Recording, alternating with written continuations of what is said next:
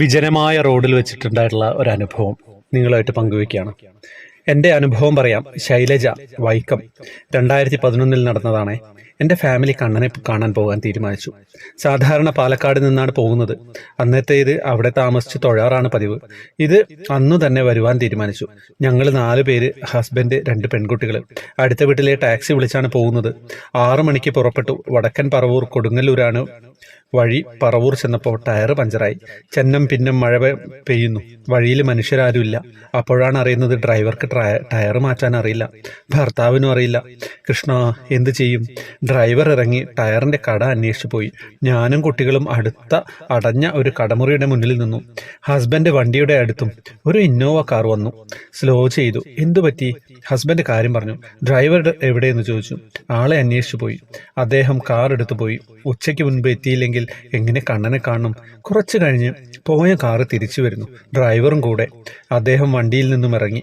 നീണ്ട ചുരുണ്ട മുടി, cream colour മുണ്ടും ജുബയും, ഒരു കയ്യിൽ വള, മറ്റേ കയ്യിൽ രുദ്രാക്ഷം കെട്ടിയ വള, കഴുത്തിൽ മാല, നെറ്റിയിൽ സിന്ദൂരപ്പൊട്ട്, മൊത്തത്തിൽ കൈകൂപ്പി പോകുന്ന രൂപം. അദ്ദേഹം ടയർ മാറ്റിയിട്ടു. ഡ്രൈവറെ വഴക്ക് പറഞ്ഞു. വെള്ളം കഴിക്കുവല്ലേ എന്ന് ചോദിച്ചു. പോകാൻ സമയം ഹസ്ബൻഡ് ചോദിച്ചു, സാർ എവിടെ പോകുന്നു? തൃശ്ശൂർക്ക്, ജോലി വൈദ്യരാണ്, ദുബായിലാണ് എന്ന് പറഞ്ഞു.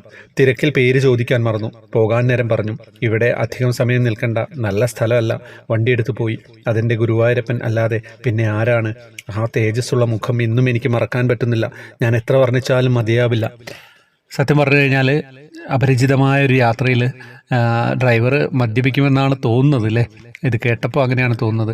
അപ്പോൾ ആ യാത്രയിൽ ഭഗവാൻ സഹായിക്കാനായിട്ട് പലരെയും വിടും, പല രീതിയിലും.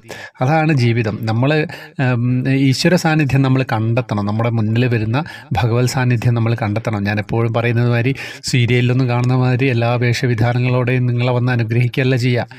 അദ്ദേഹം പലരെയും പറഞ്ഞു വിടും. അത് ഈശ്വര ചൈതന്യമുള്ള വ്യക്തികളാണ്, അല്ലെങ്കിൽ അങ്ങനെയാണ് ആ സന്ദർഭം എന്ന് മനസ്സിലാക്കാൻ പറ്റുന്നിടത്താണ് നമ്മുടെ വിജയം. ആ വിജയം ജീവിതത്തിൽ കൈവരിച്ചിട്ടുള്ള ഒരുപാട് ആളുകളുണ്ട്. അങ്ങനെയുള്ളവർക്ക് നല്ല രീതിയിലേ ജീവിതം മുന്നോട്ട് കൊണ്ടുപോകാൻ പറ്റുള്ളൂ. അപ്പം ഇത് എല്ലാവരിലേക്ക് എത്തിക്കുക. ഈ മഹത്തരമായ ഒരു കൃഷ്ണാനുഭവമായിരുന്നു അല്ലേ? എല്ലാവർക്കും വാട്സപ്പ് ഗ്രൂപ്പിൽ വരാം, ജോയിൻ ബട്ടണിലൂടെ വരണം. ഫേസ്ബുക്ക് കമൻറ്റ് ബോക്സിൽ ഡീറ്റെയിൽസ് ഉണ്ടാവും. എല്ലാ മാസവും 7 പേർക്ക് കൃഷ്ണവിഗ്രഹം സമ്മാനമുണ്ട്. ഹരേ കൃഷ്ണ.